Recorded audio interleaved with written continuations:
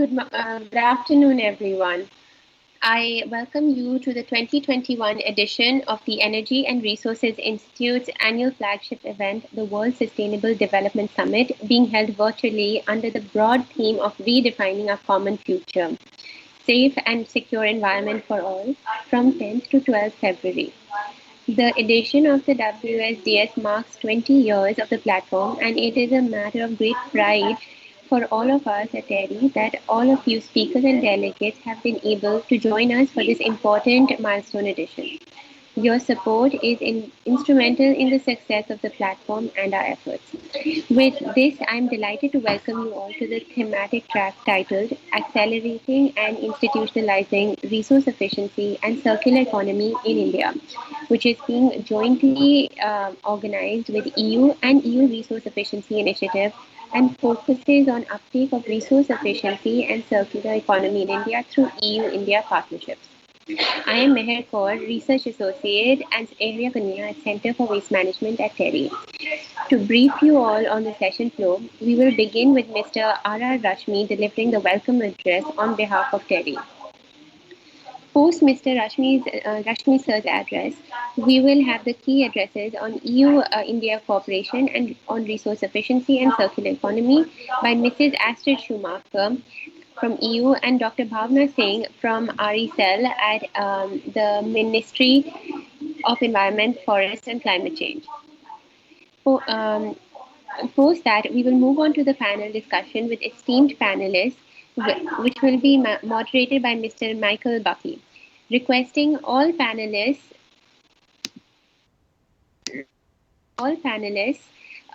to please post their questions in the chat box. We will be collating them and will put across the key questions to the panelists for their inputs. After the moderated panel discussion and a round of question and answers, we will move on to the launch of phase 2 of the EU Resource Efficiency Initiative in India. At the launch, we will get to hear on the expectations of EU and India through this initiative. Through the duration of the session, requesting all panelists attending to be on mute unless you're sharing your interventions. Thank you all. Now I will request Dr. Shilpi Kapoor, Senior Fellow, to please MC the session. Dr. Shilpi.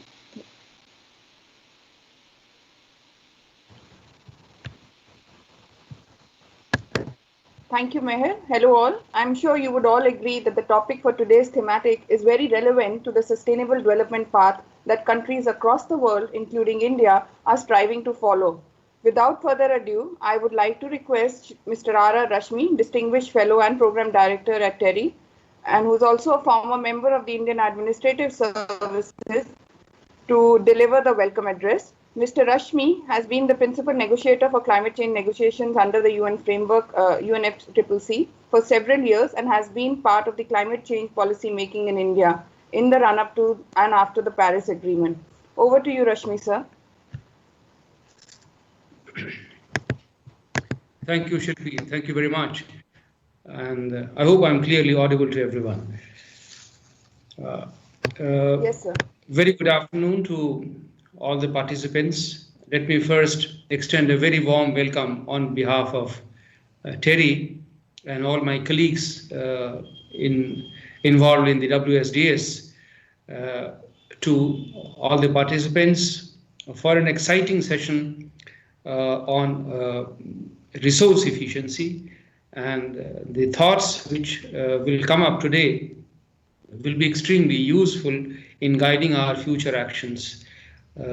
So we will be approaching the issues of how to accelerate and institutionalize the resource efficiency and circular economy in India and in the general context of our bilateral relations with European Union and other countries with whom India has great economic and trade relations. As far as TERI is concerned, we have been involved with various stakeholders, including the Government of India and our partners on the European side. We have been involved with GIZ, we have been involved with the Government of Germany, UK, and several other partners in trying to find the most optimal way of evolving a strategic framework for resource efficiency and circular economy in India. And this relationship goes way back to 2010 when Terry was actively part of the India Resource Panel. And as part of that panel, several recommendations were made, and that's how the resource efficiency phase one of the cooperation between the EU side and the Indian side was implemented. As a consequence of that cooperation and that research work, which was carried out by Terry along with its stakeholders, the draft resource efficiency policy framework in India was prepared, and it's currently under the consideration of the Government of India. So perhaps you will get to hear more about this from the representatives of the government and other key personalities who were involved in drafting that policy. But we need to go beyond that. Regulatory framework is certainly very key, one of the key elements in how to drive resource efficiency and circular economy. But one of the other two things which I would like to point out, and which we have believed as part of in course of our research conclusions, is that if we really want to move ahead on the path of circular economy and resource efficiency, we will also need to do something about the way we account our economic resources and we prepare our GDP. If we are able to move towards green accounting of the GDP across the world, and more particularly in those countries where the resource consumption is very high, and because we are all passing through different stages of economic development, India is a growing economy, resource consumption is growing. On the other hand, on the European side, it might be plateauing, and the resource efficiency and the circular economy has a much greater share in the GDP. But considering the fact that the economies are at different stages of development, it will be interesting to see how they account for the natural resources in their GDP. And this is something which has not been done accurately and in a meaningful economic way so far. And the third thing and the last thing, when we talk about environmental management, we think about environmental management in different streams. We talk about biodiversity, we talk about climate change, we talk about land degradation, but we don't talk of an overarching environmental framework within which we can anchor all these actions together. And I think resource efficiency, circular economy is one such opportunity for all of us to anchor these actions in different fields of environmental management in a central way. So this is the kind of framework I think we will need to think about in the future. And this is borne out by the kind of research that we do in TERI and also the consultations that we have had with our stakeholders. So I'll stop here, and it will be, we look forward to a very interesting discussion in course of next 3 days, and particularly in this session. We have a very wide range of rich people joining us today, and I welcome once again all of you and wish you the best for the discussions. Thank you very much. Thank you, Rashmi sir, for your insightful address, and I think it has rightly set the stage for the discussions ahead. I mean, you very clearly mentioned India's intent to move forward on the agenda, particularly now with the draft National Resource Efficiency Policy in place, and many other initiatives by the Government of India, including Smart Cities, Swachh Bharat, Zero Effect, Zero Defect. Also, European Union, having seen the emergence of our resource efficiency and circular economy framework, have had a significant impact across countries and within the European Union. The European Union's Green Deal, with the new being a growth strategy that aims to transform the EU into a fair, carbon neutral, healthy and prosperous society, would really help in taking forward the agenda. So I would now request Mrs. Astrid Schomaker, to Director Global Sustainable Development, Directorate General of Environment, European Commission, to share her thoughts on how the EU-India cooperation, particularly further to the joint declaration which has been established in July 2020 on India-EU Resource Efficiency and Circular Economy Partnership, how it can support and strengthen the dialogue and cooperation between the EU and India in the area of resource efficiency and circular economy. Ms. Astrid is a lawyer by profession and is in charge of international and interinstitutional relations and environmental policy strategy, supervising the implementation of EU's 7th Environment Action Plan. Since joining the Commission in 1992, she has held a variety of posts in the areas of international relations and environmental policy, amongst them leading the work on chemical policy, marine issues, and the EU's environmental policy strategy to 2020. Over to you, Ms. Astrid. Thank you so much. And dear Program Director Rashmi, dear Dr. Bhavna, distinguished panel and dear audience, very cordial greetings from Brussels. And of course, congratulations to Terry on the 10th anniversary of the World Summit for Sustainable Development. I'm really honored to say a few words this afternoon to set the scene for this discussion on resource efficiency and circular economy and how India and the European Union can cooperate on that. Resource efficiency and circular economy for us are crucial. They're at the center of our efforts to achieve well-being and prosperity within planetary boundaries. They're at the center of our recovery effort from COVID. And of course, they're also a very crucial element of our engagement with third countries, because greater sustainability, living within planetary boundaries, is what we all must work towards.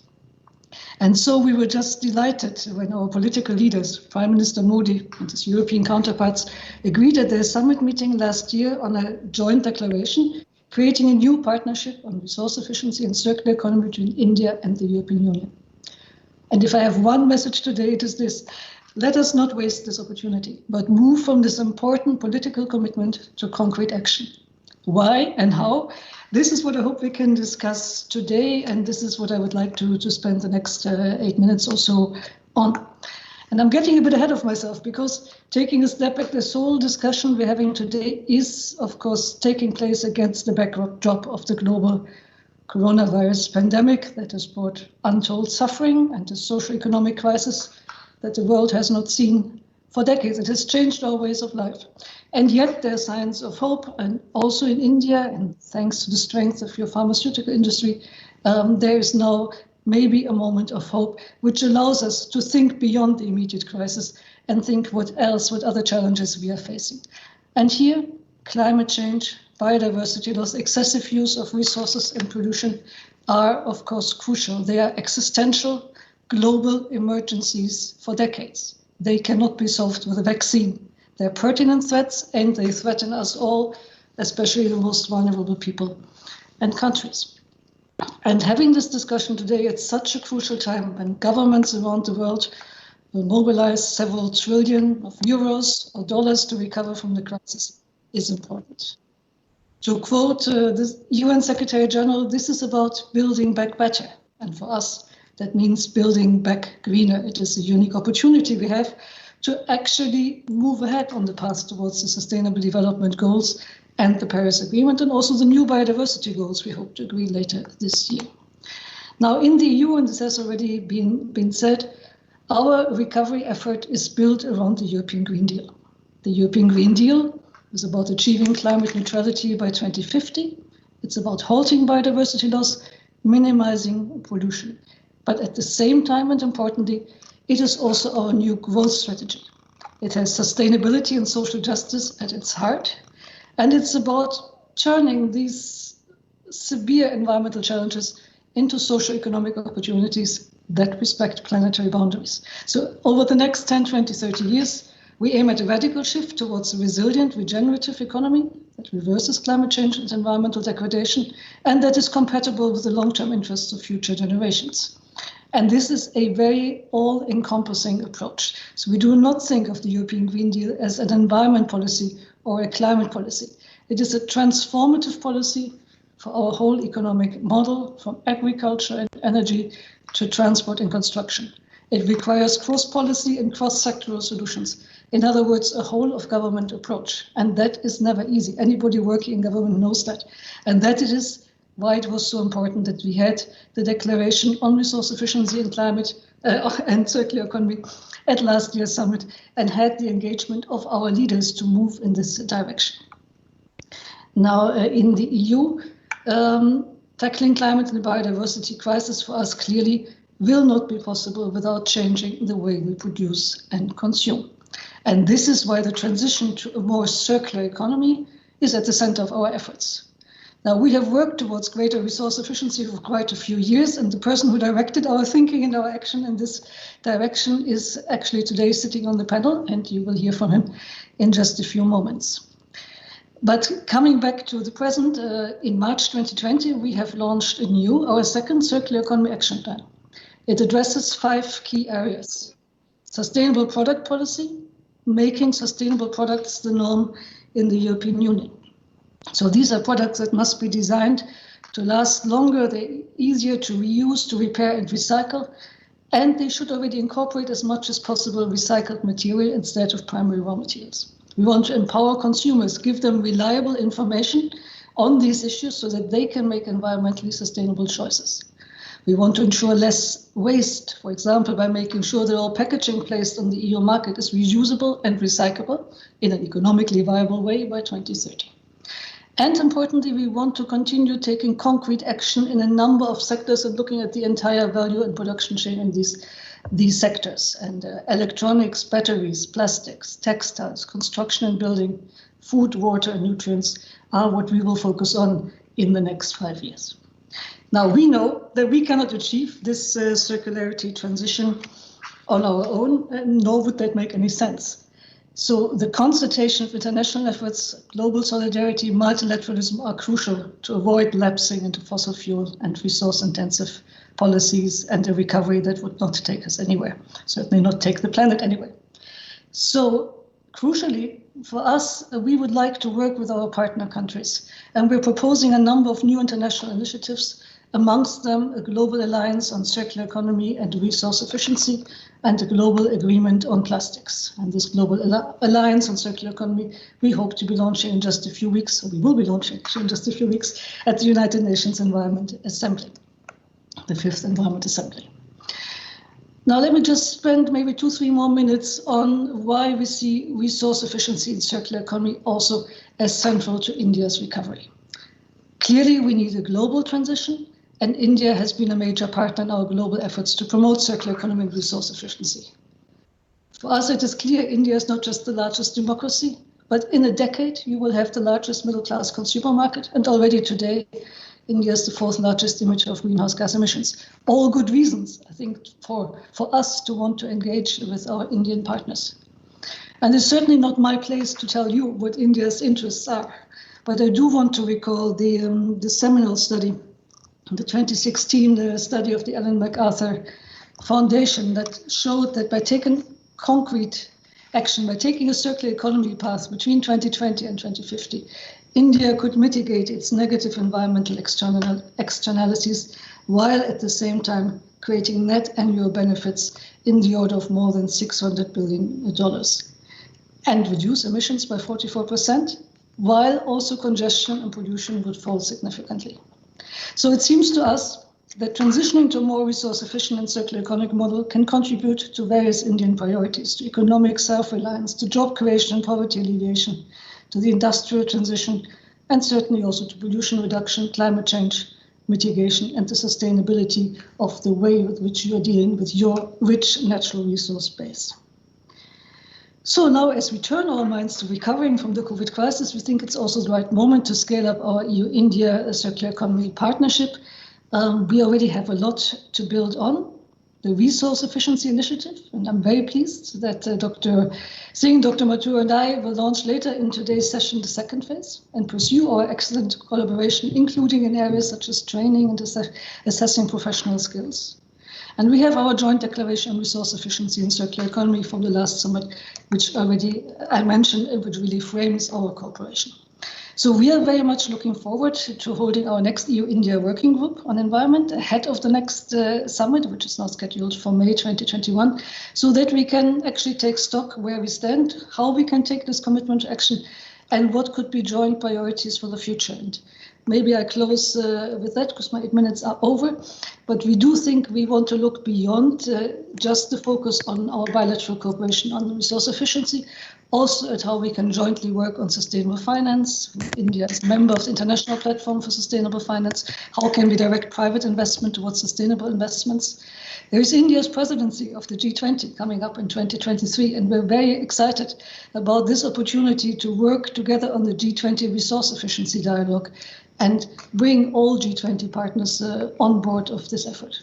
And lastly, and I mentioned that before, the Global Alliance on Circular Economy and Resource Efficiency. We will be launching it in a few weeks, and we very much hope that India would join this alliance at an early opportunity. This is all I wanted to say as a scene setter. I'm really looking forward to discussion, and thank you very much for the opportunity to say a few words on this. Thank you, Ms. Astrid, for your valuable remarks. We are confident that the EU's experience and India's well-founded intent and determination, the resource efficiency and circular economy agenda can get an enforced push forward. I would now request Dr. Bhavna Singh to share the Government of India's perspective on the EU-India cooperation on resource efficiency and circular economy. Dr. Singh is a scientist at the Ministry of Environment, Forest and Climate Change, and is currently also a member of the Resource Efficiency Cell at the Ministry. Dr. Singh has contributed significantly in the preparation of the draft National Resource Efficiency Policy, which aims to mainstream resource efficiency across the country. She handles international collaboration projects in the area of resource efficiency and the related international collaborations and initiatives. Over to you, Dr. Bhavna. Thank you very much, Shilpi. Very warm greetings to everyone. The Government of India accords top priority to the Sustainable Development Goals. It is committed to achieve economic growth through judiciously prioritizing and adapting the goals and targets according to the local challenges, resources, and capacities. Ensuring sustainable consumption and production through natural resource management, waste reduction, and promoting resource efficiency has been a priority for the Government of India. And same is reflected in various policies and measures such as Zero Effect, Zero Defect Scheme, Smart Cities, Swachh Bharat Mission, Perform, Achieve and Trade Scheme, electric vehicle adoption, waste management rules, and many more others. Resource efficiency and circular economy present the opportunity to address resource constraints and also environmental concerns simultaneously, while also deriving transformative benefits for businesses and consumers. It entails gradually decoupling economic activity from the consumption of finite resources and designing waste out of the system. To assess resource-related issues faced by India and advise the government on resource efficiency, a comprehensive strategy for resource efficiency, Ministry of Environment, Forest and Climate Change established Indian Resource Panel in 2015 on the lines of International Resource Panel as an advisory body to the government, which has since been reconstituted as the Resource Efficiency Steering Committee. In 2018, the ministry also established Resource Efficiency Cell with its functions of policy formation, knowledge management, and capacity building for institutionalizing resource efficiency in policy and practice. Government of India and European Union have long been partnering in the area of resource efficiency and circular economy. Collaborative activities between India and European Union have been implemented through European Union Resource Efficiency Initiative, that is the EUREI. In June 2018, at the World Environment Day celebration, Ministry of Environment, Forest and Climate Change India and European Union delegation to India signed a joint declaration of intent for implementation of the EUREI project. Several useful outcomes, including many sectoral studies, policy briefs, reference report for the National Resource Efficiency Policy, toolkit on resource efficiency and circular economy, and national and regional training of trainers sessions have been organized and developed in this project. So this phase one of the project has ended in December 2020. Besides this engagement with this ministry, their sectoral resource efficiency strategy papers have also been developed together with NITI Aayog and other ministries in cooperation with the European Union. During the 15th India-EU Virtual Summit held in July 2020, India and European Union adopted the EU-India Joint Declaration on Resource Efficiency and Circular Economy. This is a diplomatic umbrella arrangement to strengthen the existing cooperation between European Union and India in this field and sets this thematic cooperation as a high priority cooperation agenda. This partnership will support and strengthen cooperation in promoting and adopting resource efficiency and circular economy principles, including developing sectoral strategies, waste recycling, research and innovation, strategic exchanges on best practices and available technologies, capacity building, and engagement and partnership between green businesses. I hope that stakeholders from both sides will engage in fruitful dialogues, knowledge sharing, and projects delivering benefits towards promotion and adoption of resource efficiency and circular economy measures at large. Thank you very much. Thank you, Dr. Bhavna. I am hearing you really boosts our confidence and that of many other stakeholders working in the area of resource efficiency and circular economy to continue striving our efforts to foster the resource efficiency and circular economy in India. I will now invite Mr. Michael Buki to moderate the panel discussion with our esteemed set of panelists and also share his inputs on the thematic topic for today. Mr. Buki is a part of the European Union's delegation to India. He leads the section responsible for dialogue and cooperation between the EU and the India in the areas of environment, mobility, urbanization and smart cities, energy and climate change, and small businesses, as well as EU's foreign policy instrument. Over to you, Michael. Thank you very much, Dr. Shilpi. I hope you can hear me well. Thank you as well for our keynote speakers for setting the stage so well. Good afternoon, dear panelists. A very warm welcome on behalf of the EU delegation to this very interesting session.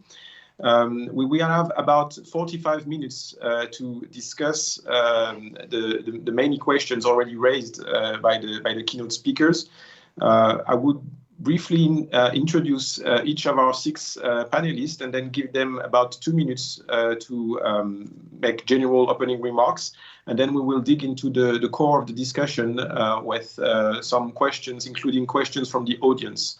There is a chat box. Please feel free to use it and bring questions that we could address directly to the panelists. I will start with Dr. Janis Potosnick. I had the honor to meet him and serve under his leadership about 10 years ago when he was Commissioner for Environment. But today we welcome and greet him as the co-chair of the UN International Resource Panel and a partner at Systemic. Welcome, Dr. Potosnick, and you have the floor for some introductions. Thank you. Hi, Michael. It's a great pleasure to be among you. And thank you very much for the invitation to this panel and congratulations for this important European Union-India initiative. I have just recently had the pleasure to work together briefly with the Confederation of Indian Industry, represented also in this panel, one of India's foresighted business leaders from Mahindra Group. I'm convinced that we have a lot to learn from each other. This event's concept paper underlines the opportunity for India to learn from European Union about circular economy practices. That is surely the case, but I think the European Union can also learn just as much from India, if not more. Many determined and smart people have worked on this EU-India cooperation, and I'm not an expert when it comes to the detailed necessities of institutionalizing resource efficiency and circular economy in India. But luckily, I think I don't have to be, as the teams on the EU and also on the Indian side seem to be highly qualified and also motivated. So I will try to contribute from my angle and lasting work on system change, science policy interface and global governance, first as Commissioner for Research and Environment, and then for Environment, and also now as co-chair for the UN IRP. The IRP is a group of leading scientists from around the world who research sustainable resources management, not too different from better known climate IPCC. So to the questions, I think one of the things which I have learned is that in many regions, also in the European Union, the concept of circular economy has emerged from the waste management policy, mixed with concerns of scarcity and certain materials. While waste and pollution reduction through reusing materials is an important aspect, we now understand that more fundamental necessity to reshape production and consumption systems for fair prosperity within a safe operating space is actually needed. So what I would plea is that we constantly advance our logic. So I do believe that it was good to start from resource efficiency, that circular economy in a way, it's a more comprehensive and wider concept. In IRP, we talk about the need for dematerialization and decoupling of economic growth and well-being from natural resource use and environmental impacts. And circular economy is actually the best instrument to deliver that in practice.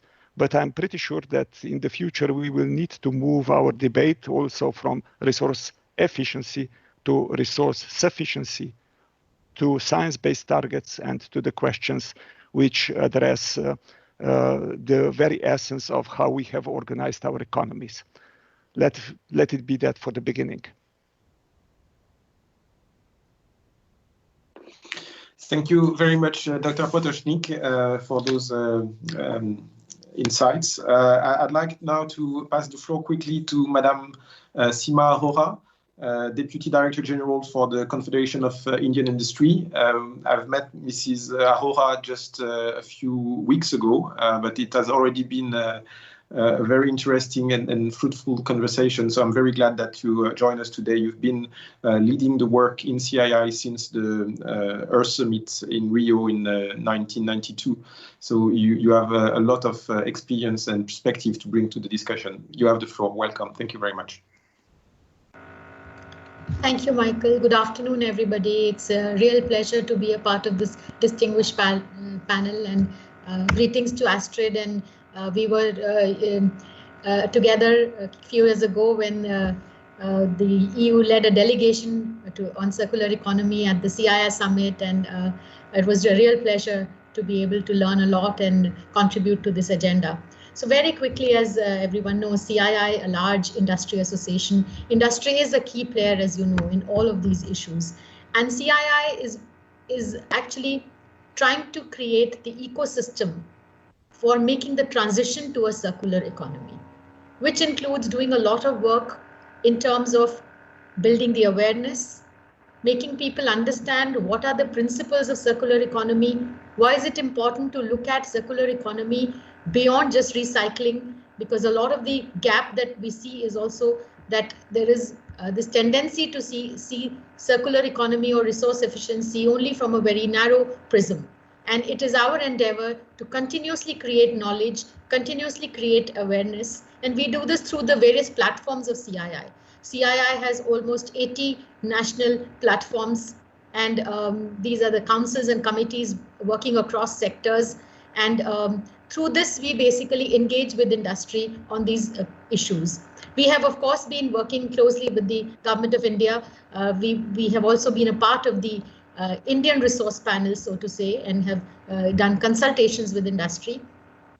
More recently, we have been working on sectors like steel sector, pulp and paper, where we have done material flow analysis to understand how the efficiency can be brought in. These recommendations have also gone to the different ministries to take action.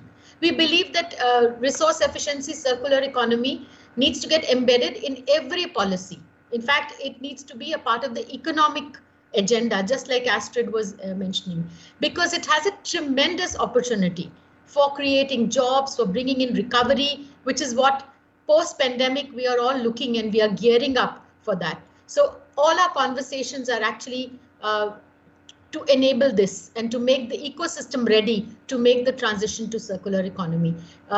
Two things I would just like to quickly mention. One, we have just done some work in the last year, which is really to look at the scoping study to see how resource efficiently and climate change are linked. And we have tried to identify sectors of the Indian economy that can bring the largest impact on GHG emission reduction if measures to improve resource efficiency were imposed through all the life stages of the product, and not just in extraction, use, or end of life, but throughout the life cycle stages. This is the work that we have done. The sectors have been identified. Now we are going to do deep dive into these sectors and create roadmaps for both industry action and policy action. The second thing that I would like to quickly mention, and I'm mentioning this also because I heard Astrid talk about the alliance. In fact, CII is creating an alliance called BRACE. It's Beyond Recycling Alliance for Circular Economy.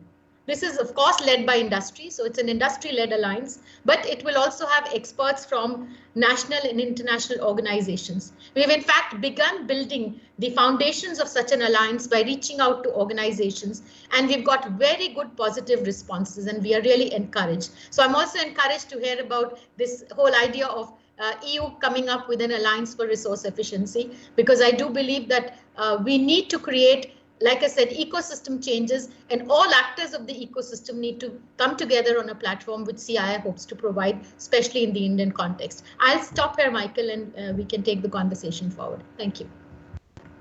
Thank you very much, Simar. We will come back to the linkages between resource efficiency and climate change, as well as the importance of alliances in the course of this discussion. But mindful of the time, I'd like to turn the attention to another Mrs. Hora, Rachna Hora, Dr. Rachna Hora. We've been working closely for 6 months now. It has been a constant pleasure. I've learned a lot already about circular economy in India and the work that has been done under the first phase of the REI. Rachna is an expert in electronic waste management, climate change, sustainable consumption, construction waste, vehicle waste. She's an all-around excellent person to work with, and she has played a critical role in putting together this session today. So thank you very much, Dr. Hora, and you have the floor, please. Thanks, Michael, and thanks to the keynote speakers for setting the context very well.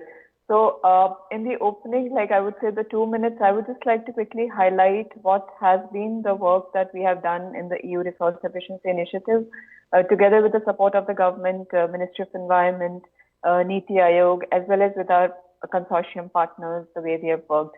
So of course, I think what we heard throughout was about the need for a global governance and mainstreaming, or looking at opportunities to transform at least the thinking process. So I think in the last 3 years, from 2017 to 2020, we've actually supported in that transformation process through, of course, looking at key sectors and priorities for the Indian government, which largely looks at material resources, and a lot of work that we have done around the mobility, construction, buildings, and then policy instruments like extended producer responsibility, as well as like plastics and electronic waste.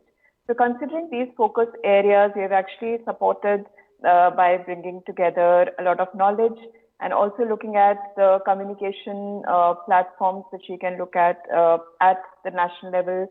For instance, looking at an interministerial coordination which was facilitated through Niti Aayog in actually identifying the sectoral strategies or sectoral action plans with key ministries of the Indian government, Ministry of Mines, Ministry of Steel, Housing and Urban Affairs when it comes to construction waste, as well as Ministry of IT with regard to the critical materials or critical resources in the electronic waste per se. So looking across a connect between these sectoral ministries, an overarching policy coming up by the Ministry of Environment, Dr. Bhavna just mentioned. I think these have been the key instruments which have actually brought together a lot of discussion and thinking process, both in the government, and we have also had very interesting discussions and knowledge creation, or networks, I would say, created together with our industry partners like CII as well as other industrial associations.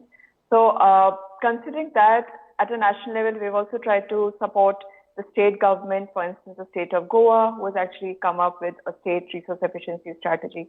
So I would just say these have been one of our key information tools that we have brought together, but also working closely on some of these essential elements, for instance, looking at business partnerships where circular economy mission, Simar just mentioned, was one of the instruments to actually promote this dialogue between the businesses.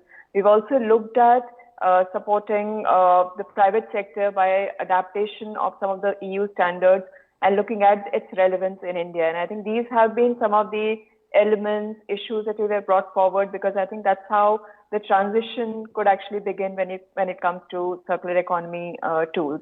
And yeah, there's a lot which we can also think about, and I think knowledge creation as well as this tools have been really essential to move forward. Thanks, Michael. I will just have a few more bits, but once you move forward with the agenda.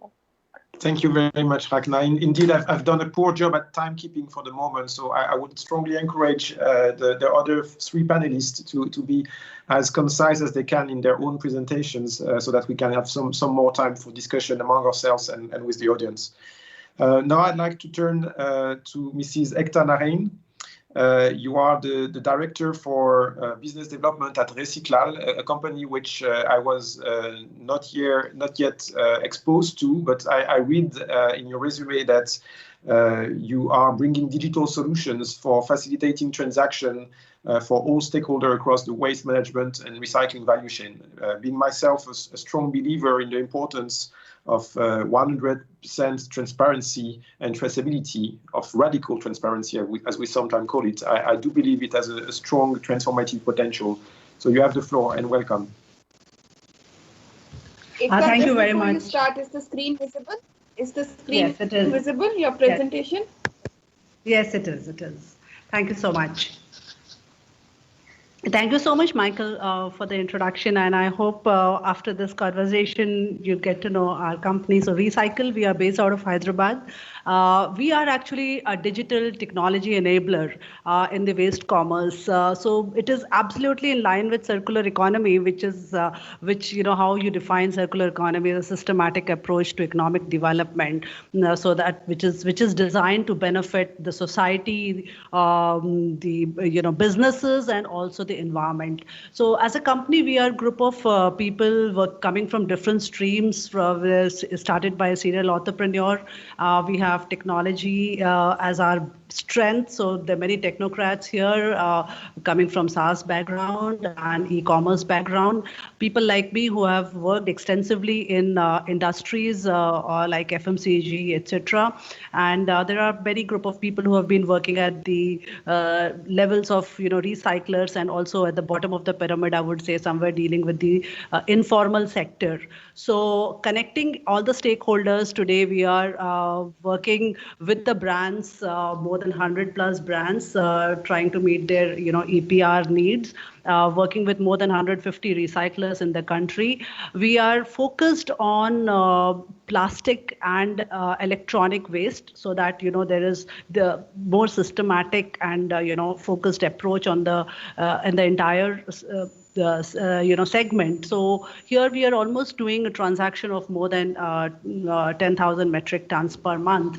So can we just quickly go to the next slide and the next slide, Meher? Yeah, the next one. So here I would just like to show that we are actually enabling circular economy through the digital strengths that we have. Yeah. So this slide would give you a picture where we are connecting the generators, the collection points, and finally the disposal point. So if you see, there are broadly two types of generators, individuals and bulk generators, and all the informal sectors who are collecting from various sources. So we have digitally tried to connect all the stakeholders, bring them on a single platform. Our effort towards bringing circular economy and resource efficiency is in digitizing the entire platform, as we know that India is is largely, dominated by informal sector, especially the waste management is being handled by informal sector. So a lot of awareness is required. So we have a special team who keeps driving the awareness city by city, and we are building systems where we identify some of the forward thinker aggregators. So in local language, we call them kabadi walas. So those people who aggregate the waste and then channelize it to the recyclers. So we are enabling this system and formalizing this segment, showing them the value of materials which so far they have not been managing, or they did not know that they should be collecting. So and somewhere the brands are all connected, because the law of EPR is now implemented on plastic and e-waste. So the transactions that we do through helps us to fulfill the EPR targets for the brands. So somewhere we are actually working with the brands and the recyclers. We understand the needs, the demands, what the sustainability goals are. So connecting all the stakeholders at Recycle, we have built many other systems, and look forward to working more closely with EU partnership. I think we are also ready with DRS, deposit refund system, which we know that it's a successful thing outside, because segregation is a major issue in our country, and how we can bring about that and make the change happen and develop circular economy and resource efficiency through increasing the rate of recycling as well. So I will stop here and take the questions in the next session. Thank you very much, Ekta, for pointing out the importance of rewarding and enabling good and efficient segregation and connecting the dots of the circular supply chains. Now, I'd like to pass the floor to Mr. Joseph Arulapan. Mr. Arulapan is the CEO and co-founder of a company called FOV Biogas India. This company offers modular digester for the conversion of organic waste to biogas and eventually waste to energy, which is in Europe is regarded as the last resort of a circular economy. Turning to energy is when you have not been able to replace the waste into a material supply chain. But it does indeed play a role in this ecosystem, and I'd like to give you the floor to explain how you see this role in India. Yep. Very good afternoon, everyone in India, and good morning to everyone in Europe. And Michael, thanks for the introduction. So we at FOV Biogas, we are basically, I would say, an Indo-Swedish company.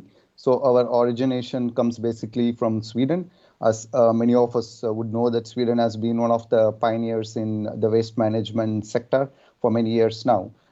So back in 2011-12, we were thinking what could be a solution for waste management, specifically to organic waste in India. So because we have seen a lot of solutions at that time, there have been many plans, incineration plans, also some large-scale biogas plants, which did not go well as planned. So we thought decentralized waste management could be one of the solutions for a country as large as India, where the logistical chain is quite challenging, more specific to organic waste, because our, of course, the circular economy involves different materials, but our specific focus was on organic waste, which was one of the main, I would say, pollutants, also causing some problems in many places. So we developed these solutions based on a modular design-based digesters. So the differentiation here is typically the digesters are made up of steel or concrete. So we came up with the solutions of using a special fabric material, which is, of course, we make that in Sweden and we fabricate in India. So as a replacement for a conventional steel or a concrete type digesters. This can handle waste between 500 kgs up to 10-12 tons of waste capacities. So till today, we have close to some 150 installations in India, starting from food waste to cattle dung and industrial waste and so on. And we also have done notably 7 microgrids in India, which are probably the first in the world for using biogas is running on, especially on microgrids, 100% dedicated in microgrids. And also we have done in combination with solar. And also it's worth mentioning that we have been, the way we got into India is through the Indo-Swedish Innovation Accelerator program. So which was CA also is part of this program. So that's how we have been introduced into India. And now we still work with the Swedish Energy Agency very closely. And also we have done projects which have been partly funded by the German government, SICUA as well here in India for the microgrids.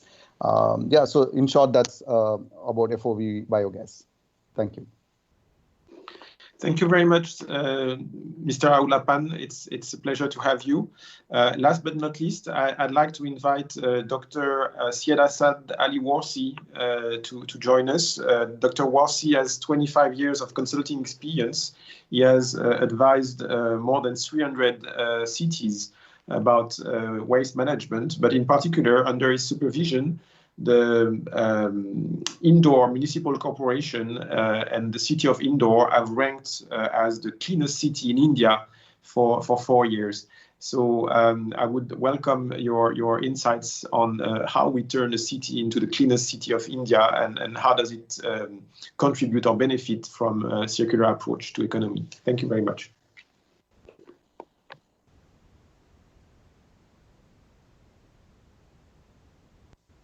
Good afternoon, everybody.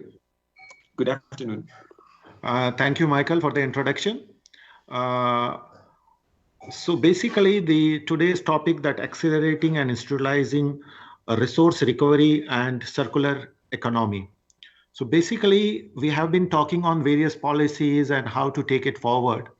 So things were not moving, and particularly in a developing country in India, it is now high time wherein we have to develop the working models. And that is where we focused. And we tried that Indore, as you know, is a 3 million plus city, and it generates about 1,200 metric tons of municipal waste per day, garbage per day. So we try to develop a comprehensive model which includes a combination of decentralized and centralized processing. And the biggest part where we focused was to create segregation at source. So I can tell you that in Indore, we have around more than 180,000 households. And then we have around some 76,000 commercial institutions, wherein everybody means everybody, 100% of the waste is segregated. Initially, it started with 2-bin system, and right now we have reached to a segregation level of 6-bin system. That is, we are segregating organic waste separately, we are segregating dry waste separately, then we are segregating plastic, we are segregating e-waste, we are segregating domestic biomedical waste and domestic hazardous waste. So in this way, now in just 5 years, we try to develop a lighthouse project for the entire country, and that is where we succeeded. And for that very reason, in consecutive last 4 years in this Swachh Bharat mission, Swachh Sarvekshan, Indore, that is the Indore has been declared as the cleanest city, and wherein 100% of the waste on a daily basis, 1,200, is collected in a segregated manner, and then through various processing technologies, be it biomethanation, and through biomethanation we converted, we purified the gases, and we developed bio-CNG. And presently we have 2 plants, one of 20 TPD and another of 15 TPD, wherein we are operating 15 city buses through the bio-CNG generated from our garbage. Similarly, now we are coming up with a 500 TPD bio-CNG plant, and then we have developed 2 material recovery facilities for segregation and converting into resource the real waste. The dry waste is segregated into plastic, into metals, into glass, into rugs and cloths, and into papers, cardboard and all. And it is an automated material recovery facility. Certainly now we have come up with a model, but yes, technological innovation and technological know-how from European Union is required, so as we can develop similar model for various cities of country, and we can take it forward. And presently, we have developed all these processing plants either on PPP model or viability gap funding model, wherein the private parties or entrepreneurs have established the plant, and for a concession period, they are operating these plants. And our municipality, the Indore Municipal Corporation, presently is getting premium, that is the income in tune of 10 million USD per annum. And it will be increasing year on year, at least by 5 to 7%. Once we have this, our 500 TPD bio-CNG plant. So this is what about Indore, and really now in developing country like India, it is utmost that we have to develop such lighthouse project throughout the country, at least 10 to 20 in next coming 2-3 years, so as we can really contribute to circular economy and we can optimize the resource utilization. Thank you very much.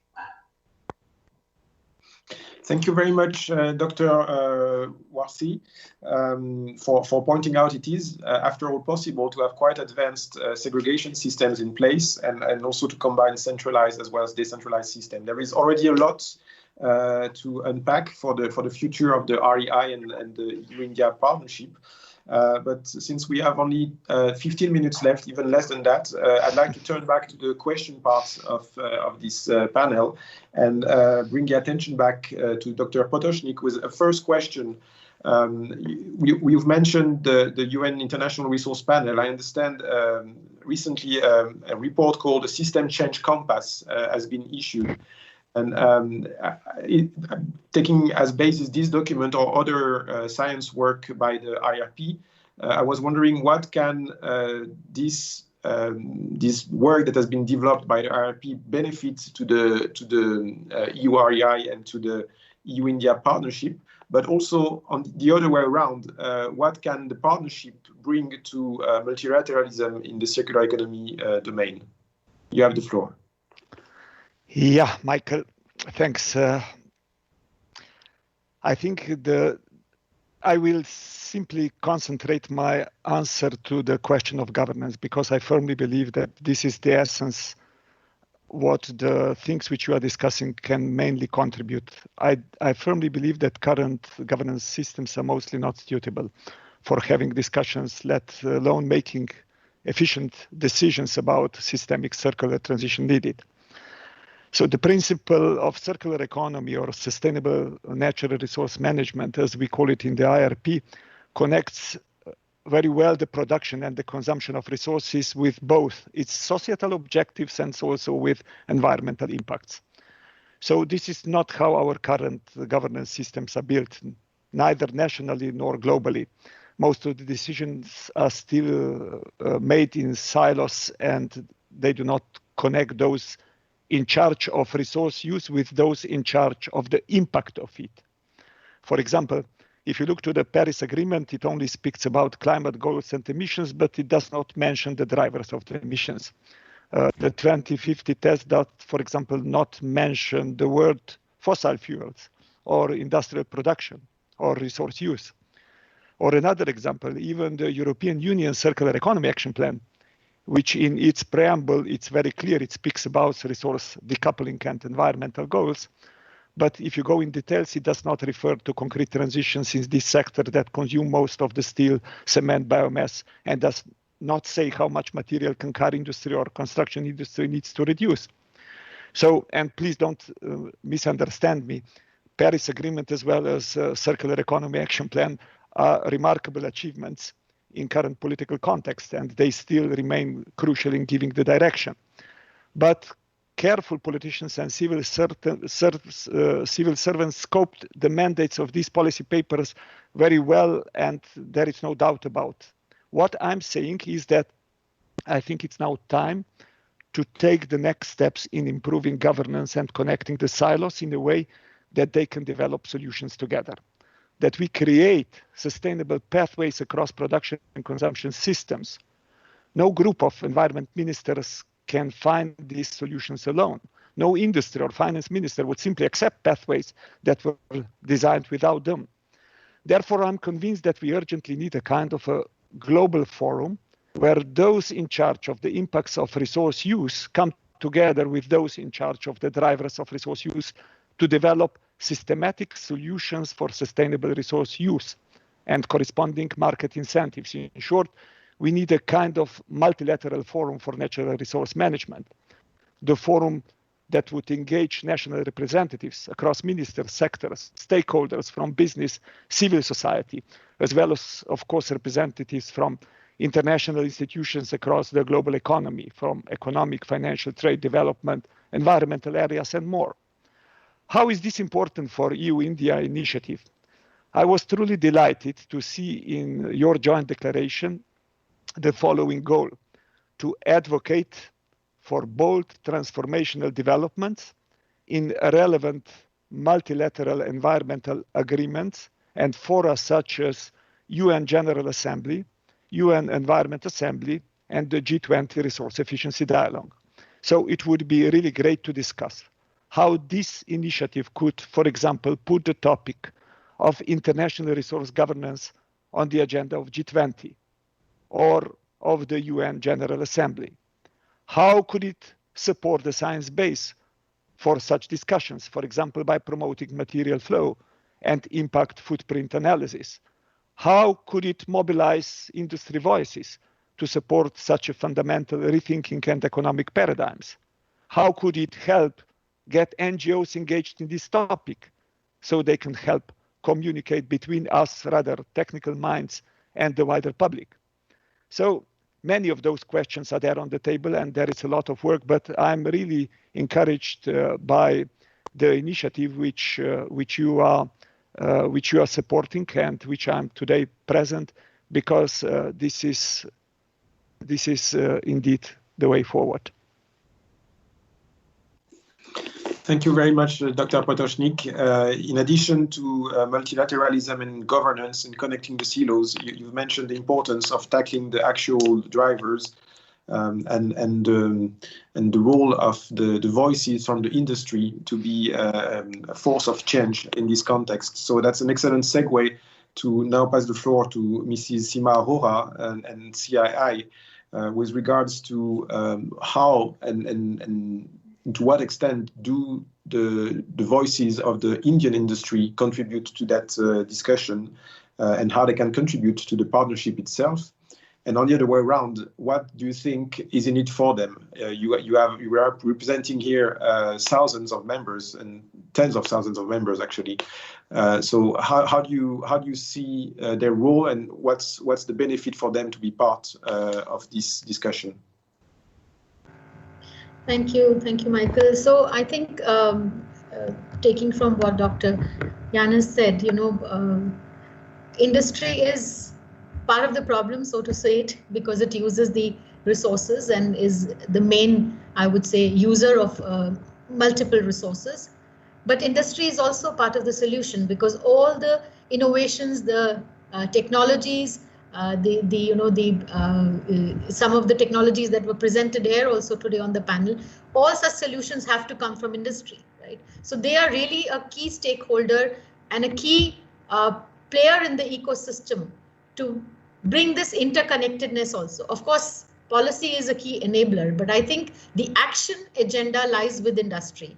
And as CII, our members, I'm very proud to say, are actually pretty much at the leading edge in terms of being engaged in areas such as resource efficiency, climate change, biodiversity. We run several platforms for our members, even air pollution, plastics, and we see that the understanding is there in terms of the risks these issues are going to bring to their business. So they are building this understanding from a business lens. It's not just about doing good, but it's about how do I continue to be competitive? How do I continue to access finance, access markets? And that's why industry is really interested in being a part of this conversation. As CII, we are delighted to be a part of the EU REI program under which we are doing this panel today. We've been a part of the phase 1. We brought the industry voices. We also brought the knowledge from the industry, and we will continue to do that. I think one of the key areas that industry can participate is by providing innovative solutions, and I think they are very keen to do, whether it's sectoral. So let's look at different sectors, whether it's the building sector, whether it's the automotive sector. There are so many solutions and possibilities, and this program and CII being a partner to this program can actually bring out those solutions and also put out a map how you replicate and scale up. and bring the policy context also with the government being a part of it. So I think we are looking forward to be able to take this dialogue through the phase 2 forward. Thank you very much, Simar. We do likewise look forward to working very closely with the industry organizations. Mindful of the time, we still have about 5 minutes before we pass to the next item in our agenda, that is the launch of REI Phase 2. So I'd like to ask the other speakers to be extremely brief in their response, and I will therefore ask a very simple but very direct question. Michael, can I intervene? Please. Please go ahead. 14:55. So it's exactly. 14:37. We have time. Another 15 minutes. Another 15 minutes. Okay, my computer says 8, but okay. We just a kind request for the speakers to leave room for all of them to speak. So Ragnar, if you look back at your experience with REI Phase 1, what would you say are the 3 key priorities areas for Phase 2? Yep. So I think for us, what is crucial now is the joint declaration, because I think this gives a framework, as in an agreement between the Indian government and between the EU, which is both the economies being the front runners in the international cooperation. So for us, I think what has worked in the past is this policy dialogues, and we think these are still crucial because as it's I think a issue is to look at the different policy mixes and to look at the better governance approaches. And I think considering that the entire and also the way we tried to do it was an economy-wide transformation and not just looking at environment-led strategies. So continuing to work with these ministries across, I think this still remains as a big issue because it's about an improved governance. It's about an entire shift and also identifying these different drivers across these areas which remain to be like electronic waste, plastic. So considering that, I think for us, the assessment studies, of course, still remain to be a crucial anchor in still identifying these gaps and opportunities, but also looking at innovation aspects. I think this is something which also came across quite clearly with a lot of industry dialogues. So we are actually looking at supporting setting up Circular Economy Innovation Lab in India as in practice, and also supporting the industry through, and I also hear what Simar just clearly mentioned, looking at an industry-wide like a pilot implementation, because I think this is very well established that we need to move from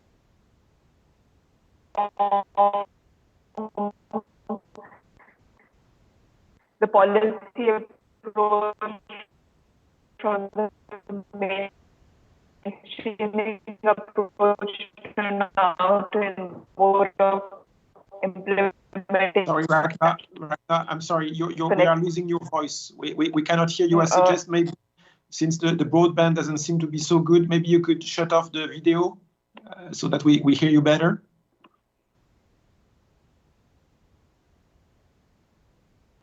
Is this better now? Because I have a very unstable. Yeah, it's slightly better. Thank you. Okay.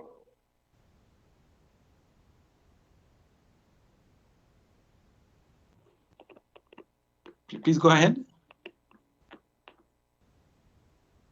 I'm sorry. I'm afraid we've lost Ragnar. Maybe... Can you hear me? Can you hear me works. now? Okay. Yeah. Go ahead. So I don't know.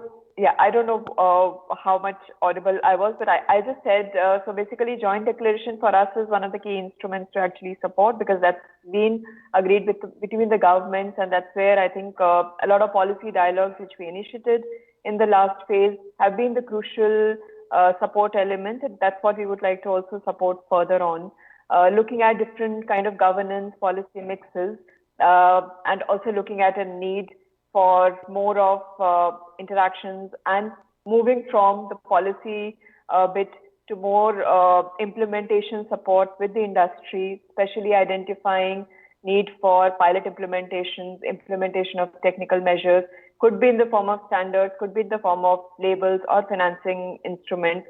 I think these remain essential to support the transition, but we're also looking at identifying front runners when it comes to moving to digital solutions, or when it comes to identifying a variety of actors in this space.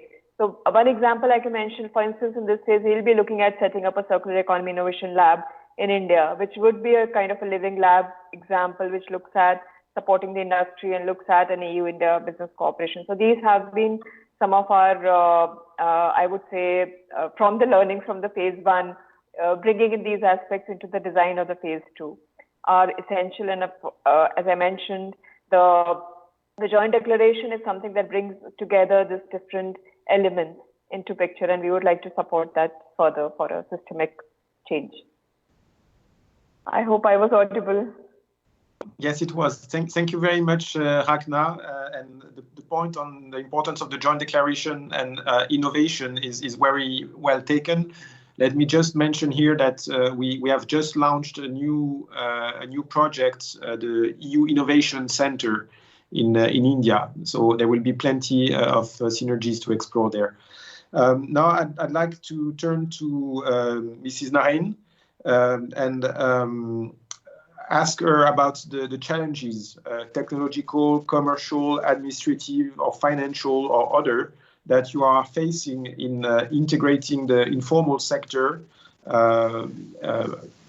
into the more digital, connected world of waste management, so as to ensure that they are included and that the transition is fair also for them. Could you please elaborate? Yeah, thank you.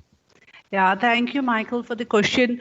So at Recycle, we are here to create waste commerce. With that vision, we are working with all the stakeholders. I think Dr. Janis rightly pointed out at, a couple of the points, like they are connecting silos is very important. There are various stakeholders in this ecosystem who are working in silos, not connected at all. India being such a vast country, and then as I said, 90% of the material is being managed by informal sector. So awareness is again a very critical issue. So as a company, we definitely face a lot of challenges in terms of collaborating and bringing these stakeholders on the platform.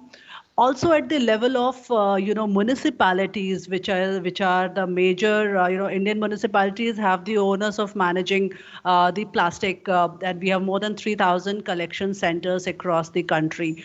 We are ready to digitize all these centers, because once it is digitized, the inflow and outflow of material will be available, and with that information, a lot of work can be done, and without any financial burden to the municipalities. But to do that, also we need some basic infrastructure which they lack. So challenges are immense in terms of collaborating them, educating them, and I feel with EU partnership there can be a lot of improvements. You bring with you a lot of expertise, industry knowledge, and help us in advocacy. We personally feel that deposit refund system can be one of the key methods of collecting materials, especially in the segment that we are focusing on right now, that's plastic. And we are connected to all the recyclers, understanding their challenges, also the brands. We can connect them and bring them on a single platform where, I think the uniformity of material is again critical. That's where again the knowledge would help us, from EU, that if there can be at least not single, but the various kinds of packaging materials can be reduced to a couple of, basic chemistry of it, and then the collection and the processing would become better.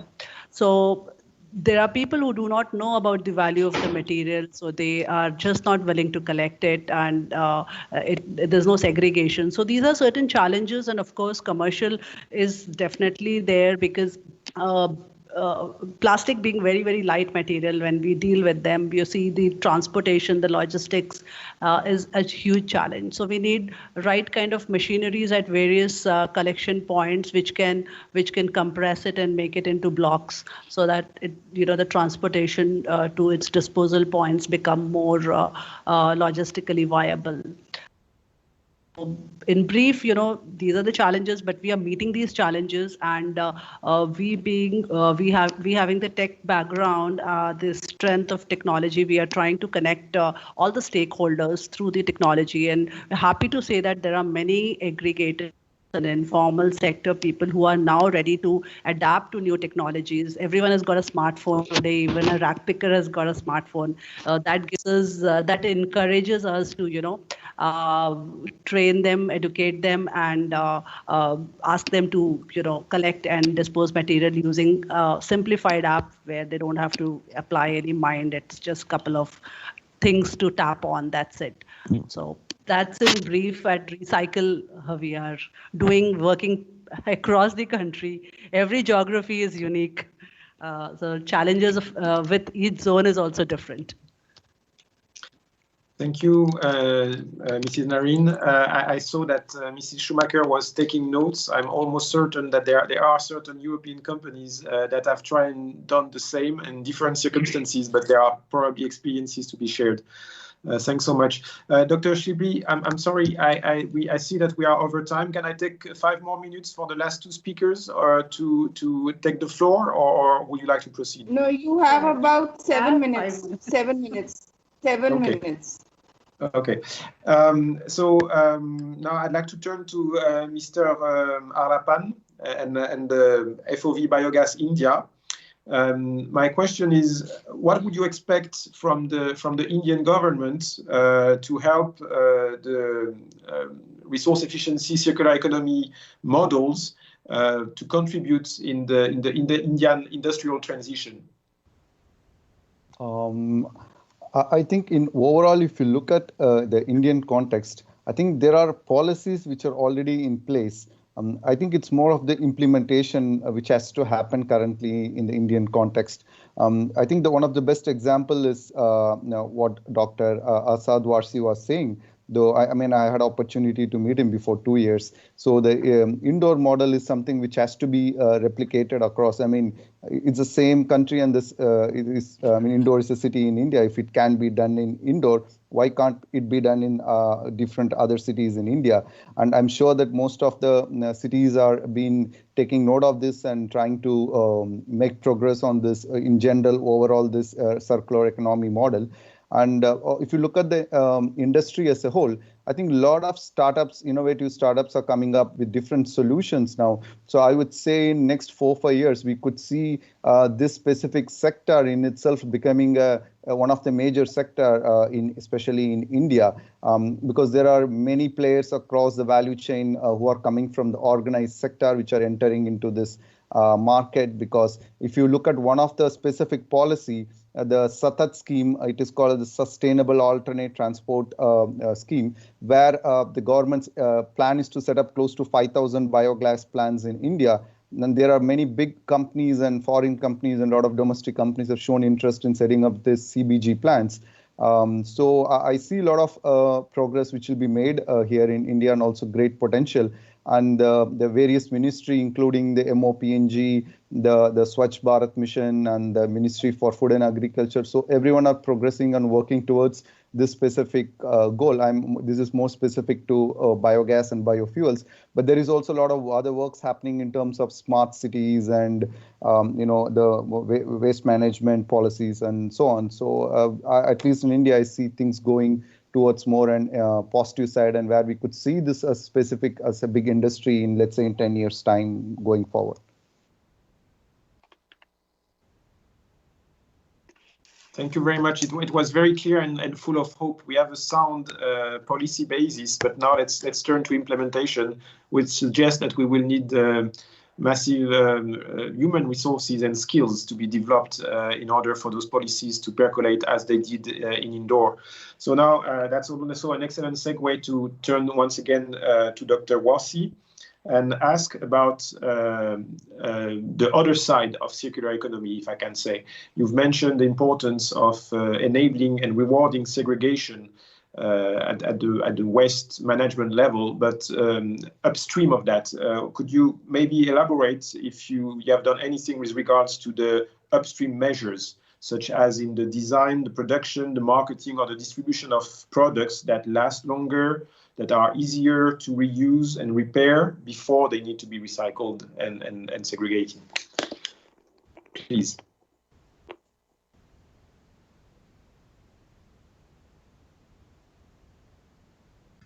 Thank you, Michael. Basically, you are very right, and I'm very glad to know that now EU Innovation Center is starting in India, because certainly we need such type of facilities wherein, particularly when it comes to waste management, sanitation, these are we can say these all sectors are right now in a baby born stage in India. And this is high time wherein from the European knowledge and the know-how, it can be incorporated, and with the concept of Make in India, that right now I have been to Netherlands, and I have visited the AEB plant over there, that waste to energy plant. And thereafter, I visited in some of the plants at Sweden also and in Germany. So I found that these technologies right now, when it comes to Indian context, they are costly technologies in terms of Indian finances available with the municipalities or the companies who are interested in doing so. So I discussed over there with some of the university, like University of Delft also, and with the various municipalities and various private sector companies who has developed these technologies and plant in Europe. And I requested them that what we can do is that you can come with your IP and the remaining components whatsoever possible, which can be manufactured in India. So we can identify good companies, we can identify new startups, wherein through this innovation center, we can support them to develop the in-house facilities for manufacturing the products, the quality manufacturing products as per EU designs, as per EU norms. And then thereafter, we can make them cost effective and we can make them viable in India, all that technologies. That can bring about the circularity, that can bring about the, we can say, best resource recovery and all. And that is where right now I think we have to focus. So we have to develop policies. We have to develop such innovation centers where we can provide trainings, we can provide knowledge to startups. Because now, you know, as India, many good institutions are available. People want. We have qualified manpower. We just need to train them. If we can provide them good ideas and training, then certainly I think we can succeed. And now I think with this introduction of clean air program, I think some 4 to 6 cities in India now are taking up this clean air program. And when we talk of clean air, it includes everything. When it comes to development of urbanization or development of cities and all. So this is where I think now hereafter we have to focus upon. And certainly we have developed good products and good products also in Indore, wherein we have developed the circularity and viability also. It has to be viable. So there we are focused a lot. And through this CBG projects, and we have developed the CND waste also, wherein we are making many products. Similarly, with this dry waste, be it paper or plastic, we have developed many products, many small, unique, indigenous technologies. But yes, we have to finesse this all technologies. We have to finesse the products so as it can has a better market value and better utilization or end of the life cycle. So this is where we have to focus. Thank you. Thank you very much, Dr. Wasi. We are just on time. It's 5 to 3 now, according to my phone. So I just wanted maybe to take one of the questions that have been addressed by the audience to make justice to the initial invitation and open it to any willing member of the panel. The question goes that sustainable practices should be based on the principle of economic value creation. What is being done to encourage this as part of EU-India cooperation? Policy is important, but we all know that business can thrive despite regulations. So how do we make it an attractive business proposition, a value proposition for the business? I think Simar Hora has already replied that it's not so much about making more money out of it. It's about anticipating risk, the risk on supply, the risk on accessing markets, the risk on accessing finance. I think that was your answer. But maybe I see Dr. Potosnick, you have your hand raised. So please take the floor. In just one sentence, I can say that after years of reflection and research, I'm quite convinced that environmentally safe economic paradigm must change its focus away from mass production towards well-being. So the system we currently call the economy must be focused on efficiently providing for societal functions and needs rather than producing the growth as a goal in itself. Growth, as we understand it today, it's mostly benefiting the already rich, and it's promoting a too wasteful consumption of resources. So even the best environmental regulations, even the best recycling guidelines, even the best product design and public funding following public interests will not counterbalance the strong, wrong price incentives, which are unfortunately to a large extent not valuing natural capital properly and are leading to extracting and producing ever more material goods and crushing the planetary boundaries. So, in short, walking faster in wrong direction will not bring us to the goal quicker. Thank you very much. I think this was an excellent conclusion for our panel. I will not add anything to it, but a big thanks to all the panelists and to Terry for hosting the session. And now I'll give the floor back. Thank you very much and goodbye.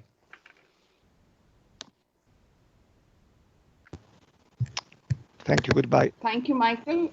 Yeah, and the panelists for such an engaging discussion. I mean, hearing perspectives from different backgrounds has really highlighted the need for partnerships, collaborations, and designing activities and actions to take forward the implementation of resource efficiency and circular economy in India. And one such key initiative which has been highlighted is the EU Resource Efficiency Initiative for India, which aims to mainstream resource efficiency in the Indian economy and industry based on a life cycle approach and create an ecosystem for improving resource security while minimizing environmental impacts. So this initiative has also facilitated partnership between the Indian and European businesses, as Rachna had highlighted. The initiative will now be entering its second phase, and we take this opportunity to formally launch the second phase of EU REI at this thematic track in the presence of our esteemed panelists and delegates from across the world. Since it's a virtual launch, I would now share a poster about the initiative and its focus, and would request all my colleagues from EU, the consortium members, from Adelphi, CII, Terry, to please switch on their cameras for a quick photo launch of the photo. Launch photo. And also just to inform you, Dr. Ajay Mathur, DG Terry, has also joined the session now. So welcome, sir. And requesting everybody to please switch on, the consortium members to please switch on their cameras. And I'm just putting the poster on screen.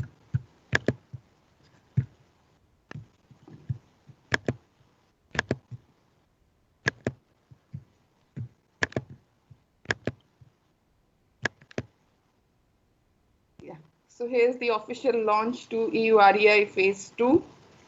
And we are all looking forward to a successful implementation. Can we have all the consortium members please switch on their cameras for a quick photo? And the panelists.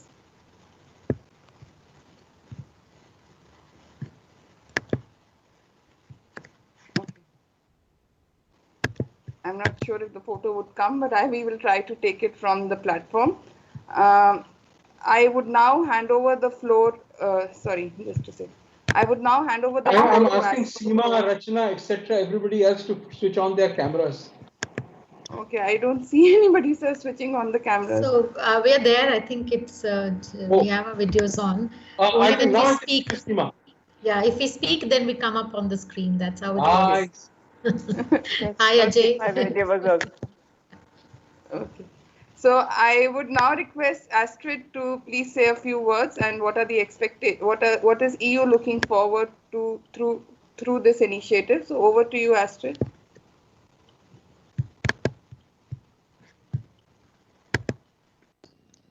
Yeah, thank you very much. I was a bit slow in switching on my microphone because I had actually thought, according to the program, we would hear from Dr. Mathur first, but I welcome him in particular also on behalf of the European Union, and thank you so much, sir, for lending your support to this initiative. So I don't really want to repeat much of what Ragnar has already been saying about the first phase of this program.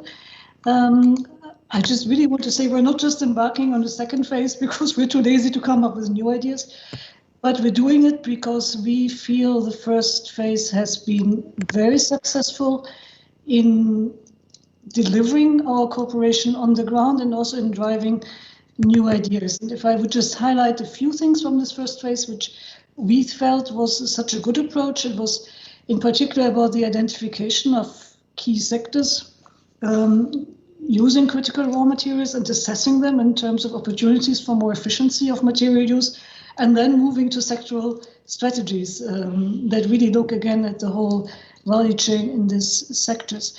And we also felt it was very good to see the ideas and the coming out of this discussion. We had influenced the draft National Resource Efficiency Policy that was released in August 2019, and we're of course eager to see being turned into practice.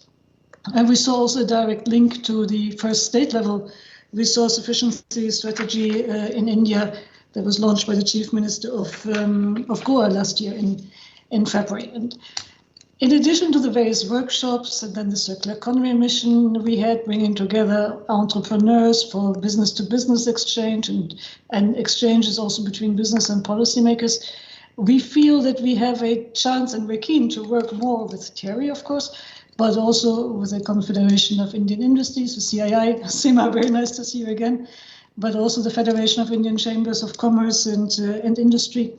And of course, also move towards more targeted business partnerships for sustainability, because we heard, I think, very clearly what was said here, and I quote Simar again for a moment, that policy is about enabling, but it is business where the action is taking place. So this second phase now of the Resource Efficiency Initiative really should build on these good foundations in our view of the first one. We think it should continue to support work in the key sectors of phase one, so steel, aluminium, construction, demolition, e-mobility, the important sustainability of the solar energy systems in which India is moving ahead so quickly, and then also addressing e-waste and plastic waste and certainly other sectors which we hope to identify together with you. And we think it should go beyond studies and models, and now really, as I mentioned before, support the implementation of India's resource efficiency strategies and policies. And once again, to say if policy is an enabler, and we believe it is, what are then the right tools that are relevant in the Indian context? How can we stimulate innovation? I think that was an important point that Ragnar made. I would like again to stress the importance of working across the boundaries of several ministries in order to be successful, in order to really drive innovation, so that not one ministry puts out a policy and the other one stops it one way or another. We have experience with that in Europe. I'm sure it's also an issue in India. And then that we can pin down approaches that really work and find a way of popularizing them. So with all of this, of course, also in the EU, we see really now an acceleration of the circular economy steered by the Circular Economy Action Plan. We see European businesses move ahead, adopt more circular approaches. So it will be important that we develop synergies and complementarities with what is happening in India. And Dr. Potosnick has very importantly said this is about two-way learning. We certainly have a lot of experience in the EU, but we also see a lot of very interesting ideas coming out of India, and we would like to hear more about them and integrate them also in our thinking.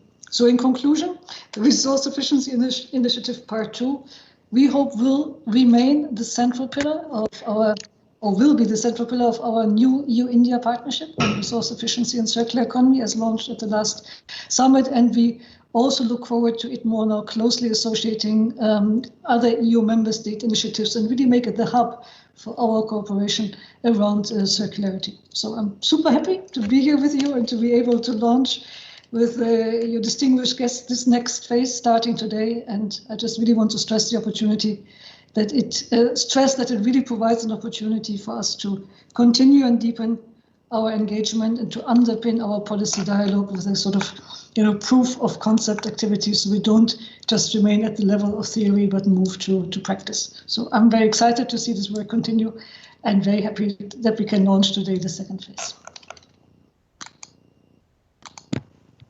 Over to you. Thank you, Ms. Schomaker. Thank you. And I would now request Dr. Mathur to address the session and also highlight the role which Terry sees in the EU REI Phase 2 initiative. I mean, for everybody's information, Terry is also the knowledge partner to the resource efficiency cell, and the support is being supported by this role as the knowledge partner is being supported by the EU REI initiative. Over to you, Dr. Mathur. Thank you very much, Shilpi. Astrid, many thanks. We look forward to this continuing partnership. As has been very clear in this session itself, the EU, resource efficiency and circular economy are high on the Indian list of priorities. I mean, this is a here and now importance. It tells us that growth in the way it has happened in the past is not possible, both on the input side, resource efficiency, as well as on the waste management side, particularly moving towards waste upscaling is essential for development to occur within the kinds of material constraints that we have, material and environmental constraints that we have. The EU REI project, the phase 1, has been very successful in strengthening, obviously, the EU-India partnership in the area of resource efficiency. Obviously, I say, because more important than that has been the point that it has brought the numbers in to ensure the prioritization of resource efficiency and circularity in the Indian policy making process. I think this was a very important issue, which led to the political decision that we needed resource efficiency in the institutionalization of resource efficiency in the government processes, including the fact that various organizations look at goals in terms of the amount of resource efficiency and circularity requirements that they either themselves adopt initially, and later on we build it in through institutional requirements. Now, phase 2 allows us to build on this cooperation, obviously. So what is important? What is now important is the policy dialogues, the knowledge exchanges, the research and innovation, particularly on the policy side, but also what is very important is things like standards, best practices, financing instruments, and my own personal priority business models, which help us in moving towards the kinds of interventions that make resource efficiency a doable enterprise rather than being only something that we speak about. We at TERI obviously look forward to take ahead the implementation through the state of Goa. We have an example of a state strategy on resource efficiency and circular economy. This is what we prepared in the phase 1. We now look forward to enabling Goa to implement it and other states to develop similar implementable policies. The European Union, we have, I hope the European Union has been a strong partner in the emergence of RE and circular economy in enhancing the policy framework in this country, but also that it provides a model on how this can influence the nature of growth, even in a large and complex economy such as India. And the point that I would like to stress is that we are looking at issues of both the impact, particularly on the poorest of people, as well as on building the skills and certification that is needed for this kind of requirements to go along. We look forward to work with the European Union. We look forward to seeing what is it that we can draw out of the Green Deal in particular as we go ahead. So again, it's been a huge pleasure, and we look forward in continuing to push the prioritization and implementation of resource efficiency and circular economy in the Indian context. Thanks to all of you.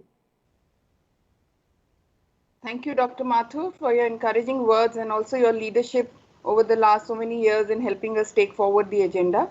I would now request Dr. Bhavna Singh to also share a few words on what is the ministry's expectations from the initiative and the kind of engagement that the ministry foresees in with the initiative in taking forward the resource efficiency and circular economy agenda in India. Over to you, Dr. Bhavna. Thank you, Shilpi.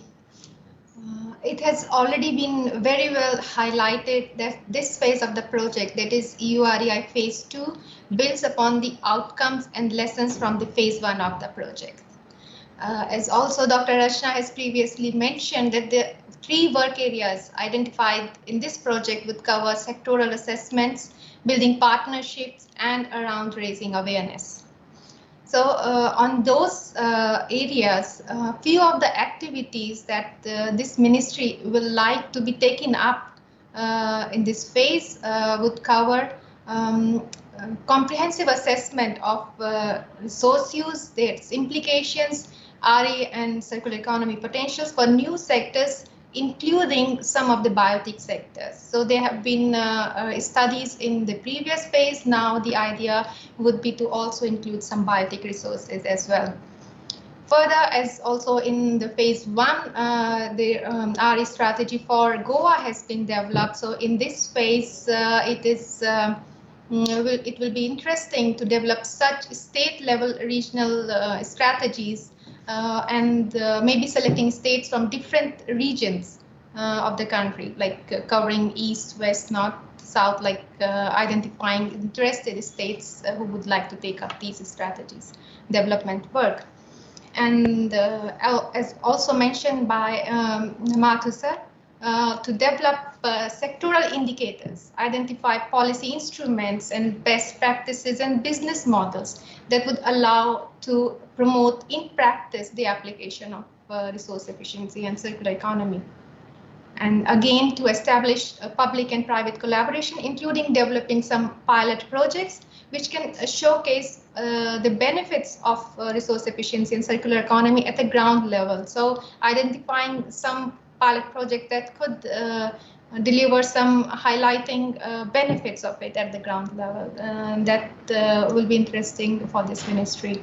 And towards this capacity building part, the aspect of this project, we are also interested to have courses developed at the different expertise levels, covering basic, medium, and expert levels on this theme, targeting scientists and government officials.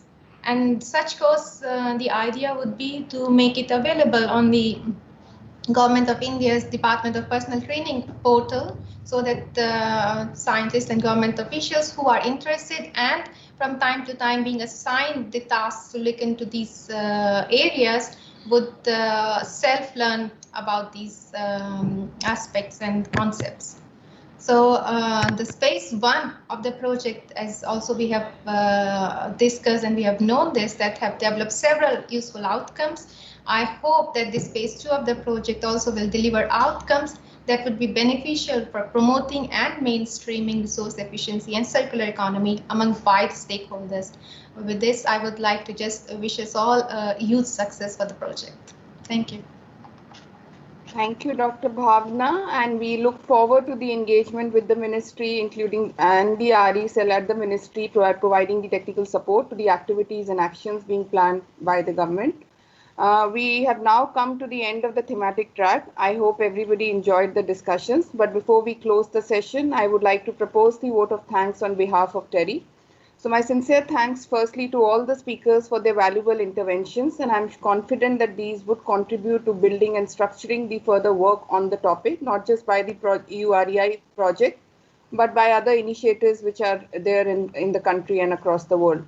We are extremely grateful to the support from EU to the WSTS 2021, including this thematic track, and also in helping us reach out to key people and experts from the EU who have participated in the thematic track today. EU REI consortium members have also played an important role in not just helping structure the session, but also participating in the panel discussion to share the thoughts and perspectives. And thank you all delegates for joining the session and sharing your questions. Last but not the least, my sincere thanks to the WSTS Secretariat team at TERI for providing us with all the administrative and technical support to organize the session virtually for the first time in 20 years. So we now end the WSTS 2021 thematic track on accelerating and institutionalizing resource efficiency and circular economy in India. Thank you all. Thank you. Thank you.